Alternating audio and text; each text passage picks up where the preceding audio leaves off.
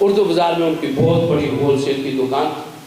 کہنے لگے چلے میرے ساتھ. یہ استادوں نے ہمیں واقعہ خود سنا. کہنے لگے سب چلے ہمارے ساتھ. گھر میں لے گئے. اب گھر کا گراج کھولا, جہاں گاڑی کھڑی کرتے وہاں میت پڑی ہوئی. استاد دیکھ کر حیران ہو گئے. کہنے لگے کہ گھر والے کدھر ہیں, آپ کے بیوی بچے کہاں ہیں؟ کہنے لگے وہ اندر کمرے میں ہیں, انہوں نے کنڈی لگائی ہوئی ہے, ان کو ڈر لگ رہا ہے. کہنے لگے یہ کون ہے؟ کہنے لگے کہ آپ صاحب کچھ کر لیتی ہے نا, یہ پیسے پکڑیں, میت کو اٹھائیں, جائیں لے جائیں, گاڑی منگوائیں, جہاں دل کرتا دفنا دیں.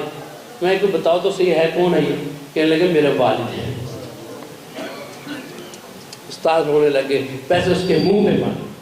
کہنے لگے تو جانے تیرا باپ جانے, تجھے شرم نہیں آتی؟ تو یہ صلہ دے رہا ہے.